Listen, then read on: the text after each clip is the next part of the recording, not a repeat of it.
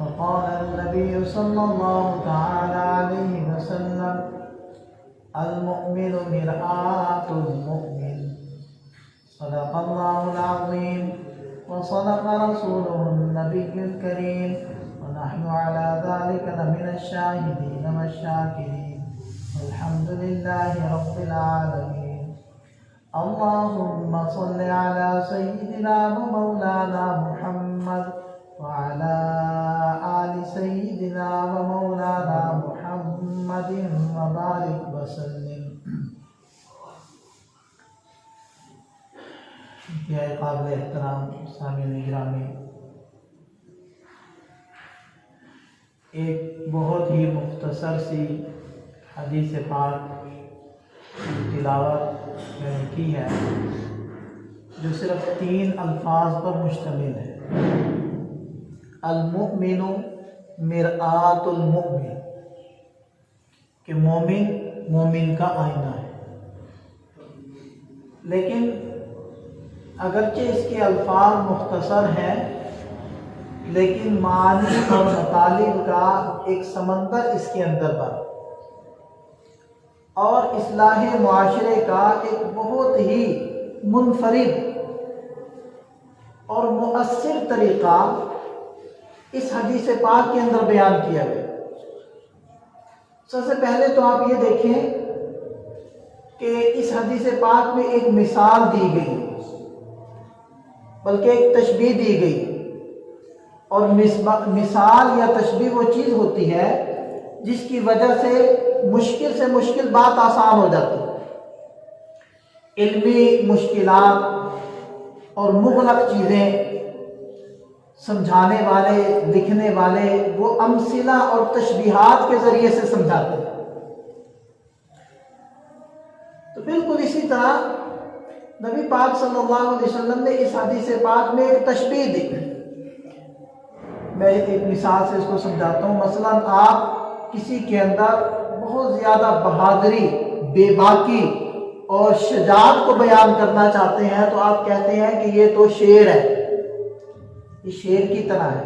ایک لفظ سے آپ نے ساری باتیں اگلے کو سمجھا دی کہ شیر جیسا دلیر ہے، جیسا بہادر ہے، جیسا باروب ہے، جیسا نڈر ہے، جیسا شجیع ہے، اس طرح کا یہ شخص بھی ہے. نبی پاک صلی اللہ علیہ وسلم نے اپنے چچا حضرت حمزہ رضی اللہ عنہ کو جو لقب دیا تھا وہ اسد اللہ کا دیا. اسد اللہ و اسد رسول ہی، اللہ اس کے رسول کا شیر. یعنی شیر کے اندر جو بہادری اور جرأت اور بے باکی ہے وہ ان کے اندر پائی جاتی ہے. تو اسی طرح نبی پاک صلی اللہ علیہ وسلم نے اس حدیث مبارک کے اندر تشبیہ دی ہے کہ مومن تو مومن کا آئینہ ہوتا ہے. اب اس تشبیہ سے پیارے نبی صلی اللہ علیہ وسلم نے کیا کچھ ہمیں سمجھایا، میں چند باتوں کی طرف اشارہ کرنے کی کوشش کرتا ہوں. پہلی بات تو یہ سمجھائی کہ دیکھیں کہ جب آپ کسی آئینے کے سامنے جاتے ہیں تو وہ آئینہ آپ کو آپ کے چہرے پر لگا ہوا داغ یا کالک دکھاتا ہے. یعنی آپ کے عیب کو آپ کے سامنے بیان کر دیتا ہے. یہ آئینے کا کام ہے.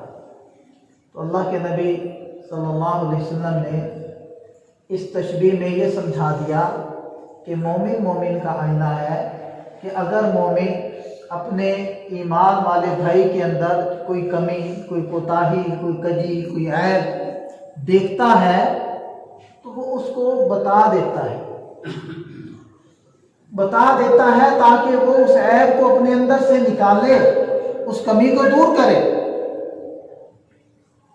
تو ایک مومن کا دوسرے کے ساتھ یہ والا معاملہ ہونا چاہیے. اب دیکھیں کہ جب کوئی شخص آئینے کے سامنے کھڑا ہوتا ہے اور اپنے کسی نقص، کسی داغ کے اوپر مطلع ہوتا ہے تو وہ کیا آئینے کے اوپر ناراض ہوتا ہے؟ آئینے پر اس کو غصہ آتا ہے کہ اس نے کیوں بتایا کہ میرے ماتھے پر داغ لگا ہوا ہے، میرے رخسار کے اوپر کالک لگی ہوئی ہے؟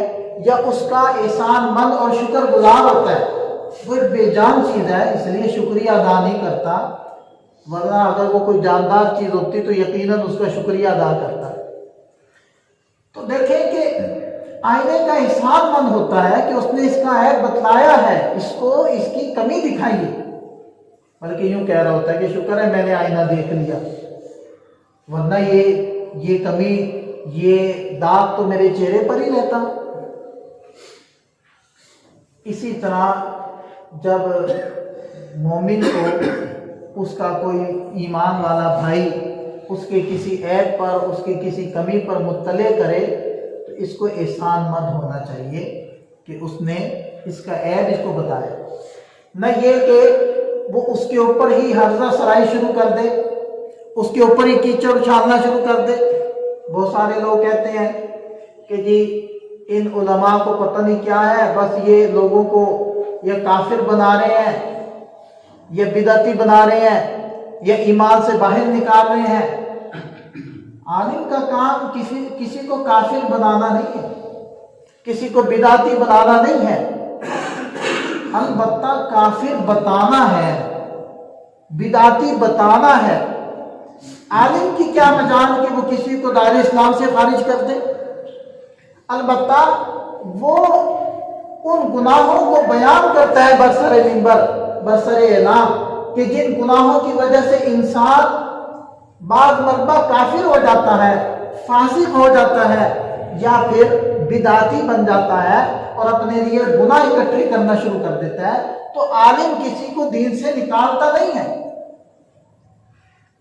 بناتا نہیں ہے، بتاتا ہے۔ یا آپ کسی ڈاکٹر کے پاس جاتے ہیں کوئی ایک مرض یا چھوٹا سا معمولی سا مرض لے کر، تو ڈاکٹر چیک اپ کرنے کے بعد بتاتا ہے کہ آپ کے اندر تو یہ بیماری پائی جاتی ہے، جلدی سے اس کا علاج کرواؤ۔ تو کیا یہ مریض اس ڈاکٹر کے مخالف ہو جاتا ہے؟ یا وہ یہ کہتا ہے کہ اس ڈاکٹر نے میرے اندر بیماری پیدا کر دی، میں تو ٹھیک ٹھاک تھا؟ ایک سمجھدار انسان کبھی بھی یہ بات نہیں کہے گا، وہ بلکہ اس کا شکر گزار ہوگا، فیس پہلے وہ ادا کرے گا، بعد میں شکریہ بھی ادا کرے گا، اس لیے کہ اس ڈاکٹر نے اس کی بیماری کو پکڑا ہے، اس کو مطلع کیا ہے، متوجہ کیا ہے۔ ڈاکٹر نے پیدا نہیں کی بیماری۔ تو جیسے ایک مریض اس ڈاکٹر کا احسان مند ہوتا ہے، اس کو فیس بھی دیتا ہے، اس سے وقت بھی لیتا ہے اور اس کا شکریہ بھی ادا کرتا ہے، اسی طرح ہمارے اندر کوئی روحانی بیماری پائی جا رہی ہے جو مجھے نظر نہیں آ رہی، لیکن دیکھنے والے نے مجھے متوجہ کر دیا، مطلع کر دیا، تو مجھے تو اس کا احسان مند ہو جانا چاہیے، نہ یہ کہ اس کا مخالف ہو جانا چاہیے۔ اور ایک بڑا ہی بہترین نسخہ ہے کہ آپ کو پتہ چلا کہ کوئی آپ کی کمیاں، کوئی آپ کی عیوب بیان کرتا پھر رہا ہے، یا کوئی آپ کو کہہ رہا ہے کہ یہ بندہ ٹھیک نہیں ہے، یہ بندے غلط ہے، تو آپ یا تو ان کو دعوت دے دیں اپنے ہاں، یا خود ان کے پاس چلے جائیں اور ان کے پاس جا کر کہیں کہ جی آپ کے بارے میں مجھے یہ پتہ چلا ہے کہ آپ یہ کہہ رہے ہیں کہ یہ بندہ ٹھیک نہیں ہے، تو آپ ذرا مجھے مطلع کریں کہ میں کیسے ٹھیک نہیں ہوں۔ اگر آپ کی معلومات درست ہوئی اور وہ عیب میرے اندر موجود ہوا تو میں اس کی اصلاح کروں گا، اور اگر آپ کی معلومات ٹھیک نہیں ہے تو وہ معلومات ٹھیک ہو جائیں گی۔ آپ ایسا کر کے تو دیکھیں، یا آپ اس کے احسان مند ہو جائیں گے، اور اگر وہ غلطی پر ہوا، کسی غلط فہمی پر ہوا، تو وہ آپ کا احسان مند ہو جائے گا اور ساری زندگی کے لیے پکا وہ آپ کا دوست بن جائے گا۔ وہ یہ رہا ہے کہ وہ اس کے خلاف، وہ اس کے خلاف، آمنے سامنے آنے کے لیے تیار نہیں۔ تو یہ ہے حدیث پاک کہہ رہی ہے المؤمن مرآت المؤمن، مومن مومن کا آئینہ ہے۔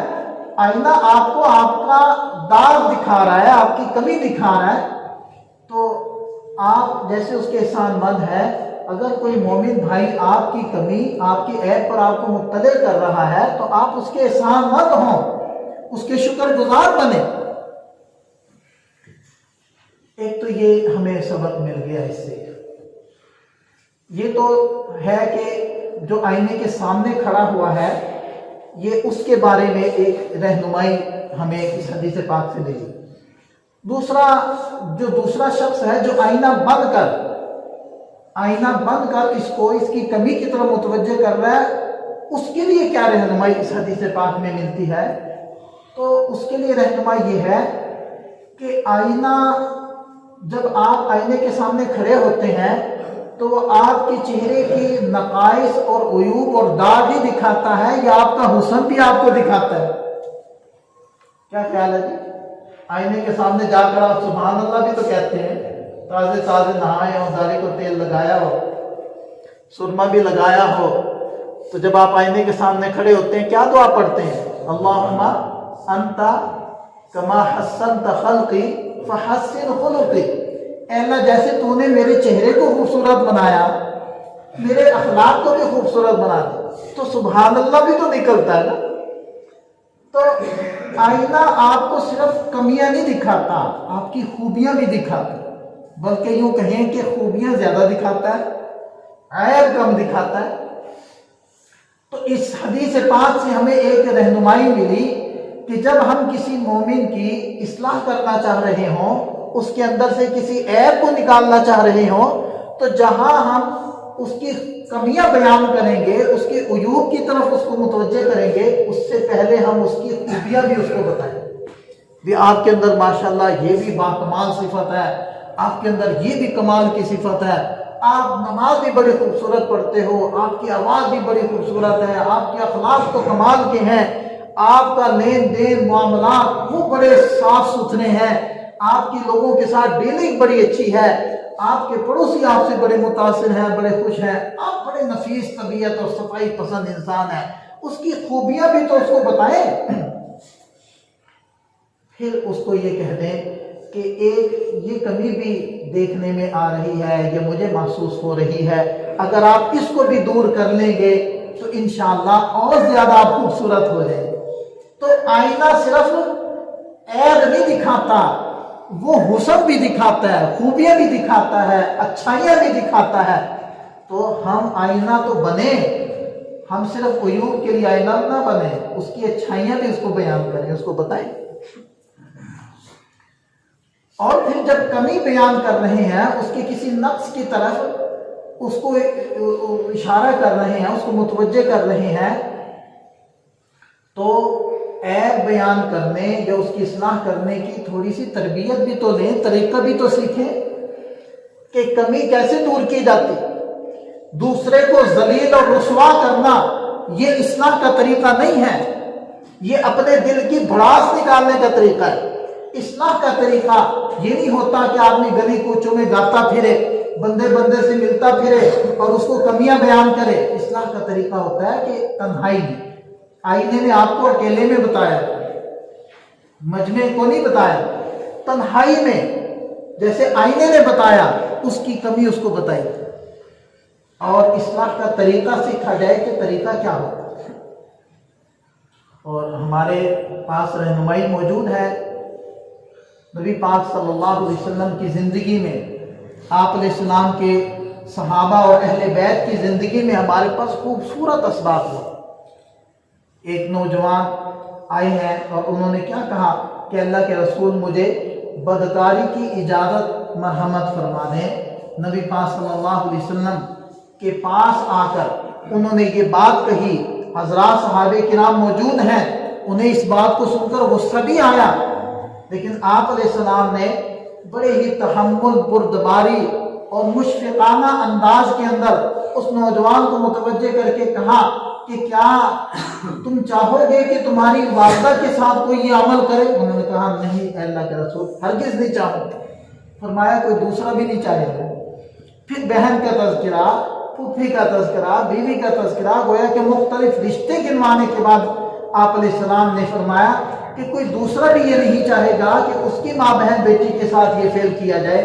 تو ایک شفقت تھی، ایک محبت تھی، ایک ہمدردی تھی، ایک دل سوزی تھی، ایک اپنائیت تھی۔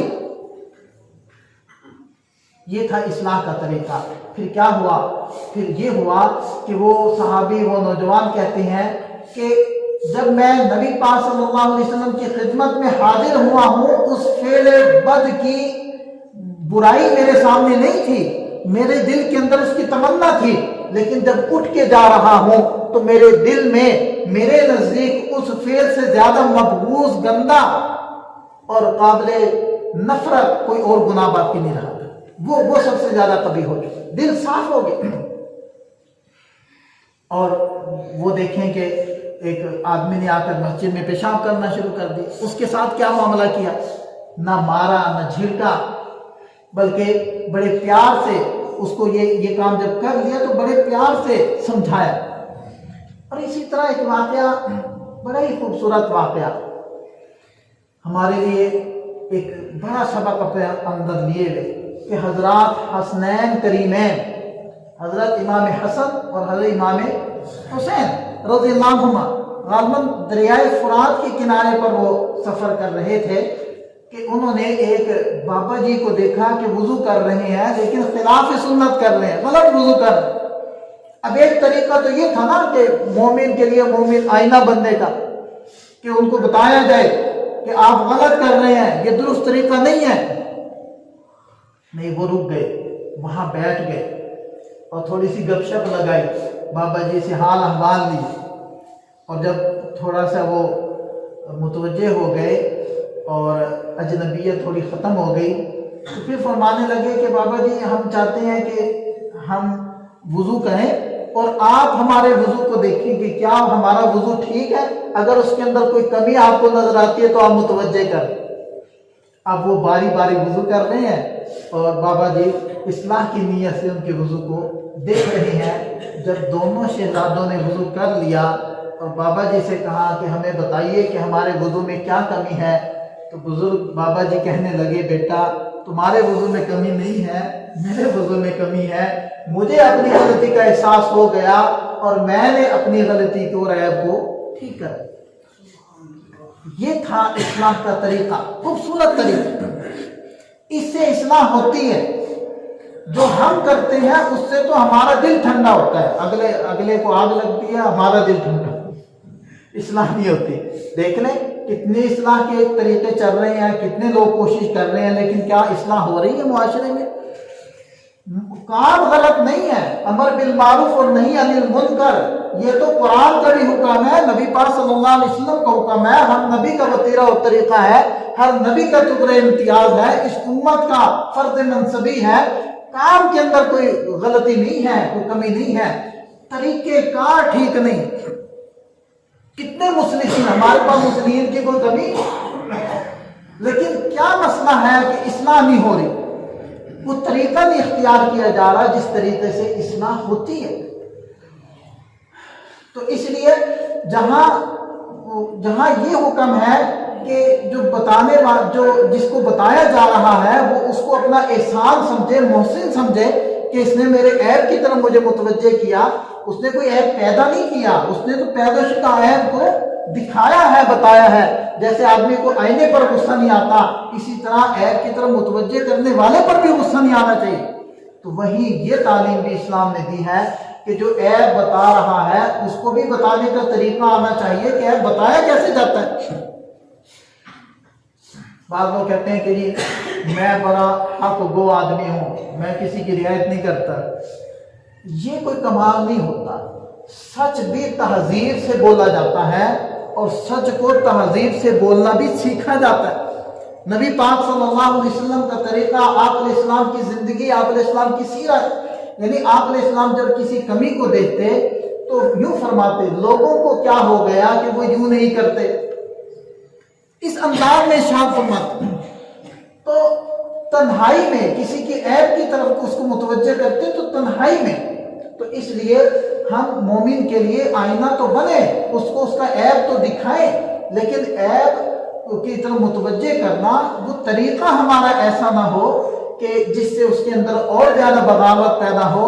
طریقہ مشفقانہ ہو، ہمدردانہ ہو، ناصحانہ ہو، محبت کا ہو۔ جیسے ایک مریض سے انسان کو محبت ہوتی ہے لیکن اس کے مرض سے نفرت ہوتی ہے، اسی طرح گنہگار سے محبت ہونی چاہیے، اس کے گناہ سے نفرت ہونی۔ ہم نے گنہگار سے نفرت کرنا شروع کر دیا۔ گنہگار تو بیچارہ اللہ کا بندہ ہے، اللہ کی صنعت ہے، اس کی کاریگری اور قدرت کا شاہکار ہے، اس کے تو چہرے کی رب نے قسمیں کھائیں۔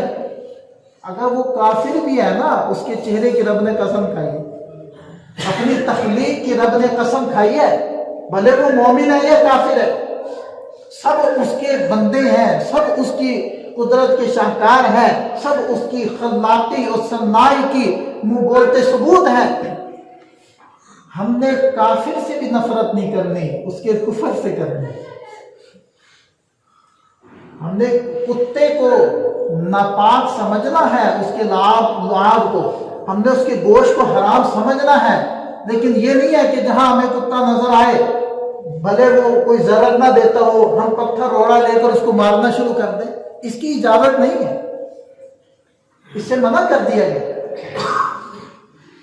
تو اس لیے حدیث پاک کیا کہ المؤمن مرآت المؤمن، مومن مومن کا آئینہ ہے، کہ جیسے آئینہ عیب دکھاتا ہے، مومن بھی دوسرے کو اس کا عیب بتائے، اور جس کو بتایا جا رہا ہے وہ بتانے والے کو اپنا محسن سمجھے، لیکن بتانے والے کو چاہیے کہ وہ بھی صحیح طریقہ اختیار کرے، سختی پیدا نہ کرے اپنے اندر۔ اور کیا کیا تشبیہات، اس سے کیا کیا فائدہ ہوتا ہے؟ چند ایک چیزیں اور بھی ہیں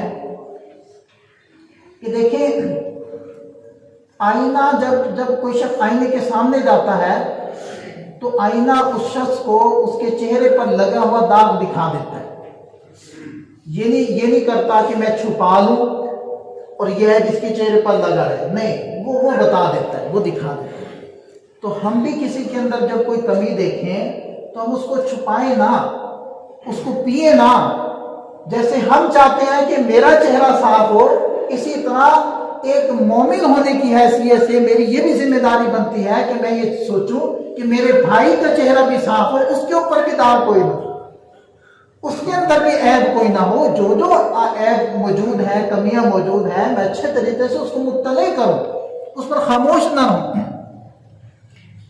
اچھا جی، اور کیا بات ہے کہ جب آپ آئینے کے سامنے جاتے ہیں وہ آپ کا عیب دکھاتا ہے، داغ بتاتا ہے آپ کو، لیکن دل میں نہیں رکھتا، بس آپ کو بتا دیتا ہے۔ وہ کہتا ہے کہ آپ کے ساتھ یہ مسئلہ ہے، میں نے آپ کو بتا دیا، بس اب آپ جانے، آپ کا کام جانے۔ نہ تو آپ کے علاوہ وہ کسی اور کو بتاتا ہے، نہ اپنے دل میں رکھتا، بس بھول جاتا ہے، تو میں نے اس کو بتا دیا۔ ہمارا مسئلہ کیا ہے کہ ہم اس کی عیب کو، ہم اس کی کمی کو دل میں رکھ لیتے ہیں۔ وہ بیچارہ توبہ بھی کر چکا ہو، ہم معاف نہیں کرتے، اللہ کر دیتا ہے۔ اس بیچارے نے اگر کوئی چوری کر لی زندگی میں، کوئی بھی اس سے گناہ ہو گیا، آخر گنہگار کون نہیں؟ ہم میں سے کون ہے ایسا کہ جس کے پاس گناہ نہ ہو؟ یہ تو نبیوں کی ہی ایک معجزہ ہے نا کہ وہ ان کا ماضی بے داغ ہوتا ہے۔ اب تو دیواروں پہ لکھا ہوتا ہے بے داغ ماضی، حالانکہ حقیقت میں کوئی بھی بے داغ ماضی نہیں ہوتا۔ یہ نبیوں کی شان ہوتی ہے کہ اللہ ان کے بچپن کو بھی، اللہ ان کے لڑکپن، اب تو جمعے کے لیے یا نماز کے لیے آئے تو ہم سے پتہ نہیں کتنے آنکھوں کے گناہ ہو جاتے ہیں، پتہ نہیں کتنے کانوں کے گناہ ہو جاتے ہیں۔ یہ بے داغ ماضی انبیاء ہوتے ہیں، یہ بے داغ ماضی فرشتے ہوتے ہیں، بقیہ سب کے ہی ماضی داغدار ہیں۔ تو اللہ تعالیٰ معاف کر دیتے ہیں، فرشتے اعمال نامے سے مٹا دیتے ہیں، اللہ زمین کو بھلا دیتے ہیں، یہ بندے نہیں معاف کرتے۔ وہ کہتے ہیں کہ دل سے نہیں، ہمارے دل سے نہیں کرتے۔ اور حدیث پاک میں آیا ہے جب کوئی بندہ گنہگار بندہ کسی گناہ سے توبہ کر لے اور کوئی دوسرا بندہ اس کو اس گناہ پر آر دلائے کہ تو وہی ہے، تو نے تو یہ کیا تھا، وہ کیا تھا، تو اللہ تعالیٰ اس اعتراف دلانے والے کو اس وقت تک موت نہیں دیتے جب تک کہ اس گناہ کے اندر اس کو بھی مبتلا نہ کرے، یہ اس کو سزا ملتی ہے۔ اور کوئی بندہ گناہ کر لے، اللہ تعالیٰ سے معافی مانگ لے، پھر وہ گناہ کسی محفل مجلس میں بیٹھ کر اپنے کسی یار بیلی دوست کو بیان کرے، اللہ اس پر بھی ناراض ہوتے ہیں کہ بندے تو نے گناہ کیا، میں نے تو چھپا دیا اور تو لوگوں کو بیان کرتا پھر میں نے تو تمہارے اس گناہ کے اوپر جو گواہ بنے تھے فرشتے ان کو بھلا دیا، تو اپنے گناہ کے اوپر لوگوں کو گواہ بنا رہے۔ تو بہرحال تو آئینہ یہ نہیں کرتا، ہمیں حکم ہے کہ ہم آئینہ بنے۔ آئینے کے سامنے آپ جاتے ہیں تو آپ کا عیب دکھائے گا، جب آئینے سے ہٹ جائیں گے دوسرا بندہ آئے گا تو دوسرے کو اس کا عیب دکھائے گا، آپ کا نہیں بتائے گا۔ آپ کا عیب آپ کو بتائے گا، اس کا عیب اس کو بتائے گا، اور آپ کے عیب کو دل میں چھپا کے نہیں رکھے گا، بس منہ پر بتائے گا، جب آپ جائیں گے بس بھول جائے گا۔ تو مومن کو بھی یہی ہونا چاہیے، وہ دوسروں کو نہ بتائے، بس اس کو بتائے اور اسی کو بتائے اور دل میں نہ رکھے۔ ٹھیک، اگر آپ آئینے کے سامنے کھڑے ہوتے ہیں، آپ کے رخسار کے اوپر ایک چنے کے بقدر یہاں داغ لگا ہوا ہے، تو آئینہ کتنا دکھاتا ہے؟ اتنا ہی دکھاتا ہے یا بڑا دکھاتا ہے؟ اتنا ہی دکھاتا ہے۔ لیکن ہمارے اندر کیا ہے کہ ہم جب کسی کی اوپر پکڑ کرتے ہیں، گرفت کرتے ہیں، تو ہم مرچ مسالہ کچھ اپنی طرف سے بھی ساتھ ایڈ کر دیتے ہیں، کیونکہ ہمیں مزہ ہی نہیں آتا، جتنی بات اتنی بیان کرنے میں وہ لذت نہیں آتی، نہ سننے والوں کو آتا ہے نہ سنانے والے کو آتا ہے۔ اس لیے سننے والا بھی اس کے اندر تھوڑا سا تڑکا لگاتا ہے، اور سننے والا بھی تھوڑا سا اور تڑکا لگا کے آگے بیان کر دیتا ہے، آگے پہنچا دیتا ہے۔ آئینہ ایسا نہیں کرتا۔ تو ایمان والے کو کہا گیا کہ تم آئینے بنو، جتنا عیب اس میں ہے اتنا ہی اس کو بتاؤ، خام خواہ مبالغے نہ کرو کہ اگلا بیچارہ ہمت ہی چھوڑ بیٹھے اور اگلا یہ سمجھے کہ میرے اندر تو اتنا بڑا عیب ہے، میں تو اس کو دور ہی نہیں کر سکتا۔ اس کو بتاؤ جتنا ہے، بس اتنا بتاؤ۔ اور آئینے کے سامنے جب آپ کھڑے ہوتے ہیں تو وہ آپ کے چہرے پر لگا داغ تو دکھاتا ہے، اگر دل کے اندر کوئی گڑبڑ ہے تو اس کو بھی دکھاتا ہے۔ تو آئینہ ایسا ایجاد ہوا کہ دل میں بھی جھانک لیں، دل میں نہیں جھانک سکتا، وہ صرف ظاہر دکھا سکتا ہے۔ تو ہم بھی کسی کے دل کے فیصلے نہ کیا کریں، ظاہری طور پر جو نظر آتا ہے بس وہ بات کر دیں، دل جو ہے اس کو اللہ کے حوالے دیں۔ وہ جی اس کی تو نیت ہی ٹھیک نہیں، وہ تو چاہتا یہ نہیں، وہ تو یہ چاہتا ہے، خود سے فیصلے کر لیں بیٹھے دلوں کے حال جو رب جانتا ہے، اللہ نے کہا میرے علاوہ کوئی نہیں جانتا، وہ ہم اس کے دعوے کر رہے ہوتے ہیں۔ تو یہ بھی اس حدیث پاک سے پتہ چلتا ہے کہ ایسا مت کرو۔ اسی طرح آئینہ اگر ٹوٹ بھی جائے نا، ٹکڑے ٹکڑے بھی ہو جائے، پھر بھی اس کے پیسز کے اندر جب آپ دیکھیں گے نا ٹکڑوں میں، وہ پھر بھی دکھا رہا ہوتا ہے۔ تو ہمیں تھکنا نہیں چاہیے۔ اگر ایک ایمان والے کے اندر کوئی کمی ہے تو ٹھیک ہے کہ آپ اس کو دور کروانے کے لیے اس کے پیچھے نہ پڑ جاؤ، کیونکہ آئینہ پیچھے نہیں پڑتا، لیکن اس کا یہ مطلب ہی نہیں ہے کہ آپ نے ایک بار سمجھایا، 2 بار سمجھایا، 3 بار متوجہ کیا، چوتھی بار اس لیے چھوڑ دیا کہ مانتا تو یہ ہے نہیں۔ آپ 124ویں مرتبہ بھی جب آئینے کے سامنے جائیں گے اور آپ نے اپنا رخسار صاف نہیں کیا تو وہ 124ویں مرتبہ بھی دکھائے گا کہ عیب ہے، اور 224ویں مرتبہ جائے پھر بھی دکھائے گا کہ ہے ابھی، اور 2024ویں مرتبہ جائیں گے تو پھر بھی دکھائے گا کہ ہے۔ انبیاء کرام کی سیرت کو دیکھیں کہ حضرت نوح علیہ السلام 950 سال تک اپنی امت کو یہ بتاتے رہے کہ یہ غلط ہے، یہ غلط ہے، یہ غلط ہے۔ بچپن سے لے کر وہ لوگ بوڑھے ہو جاتے تھے، حضرت نوح علیہ السلام ان کو دعوت حق دیتے رہتے تھے۔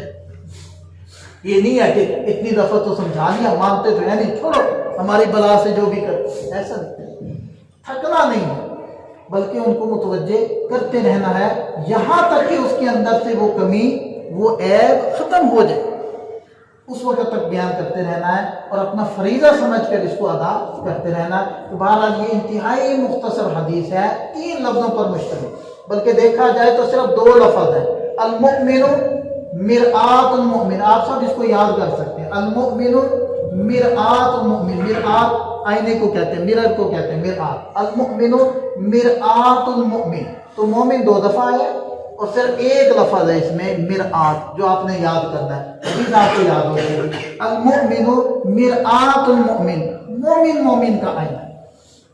جیسے آئینہ کمی بتاتا ہے، ہم بھی اپنے مومن بھائی کو متوجہ کریں، اور جیسے آپ آئینے کو دیکھ کر اپنے عیب کو دور کرنے کی فکر میں لگ جاتے ہیں، آئینے پر غصے نہیں ہوتے، ہمیں حدیث کہتی ہے ہم عیب بتانے والے کا شکر گزار بنے، اس کے پیچھے نہ پڑیں۔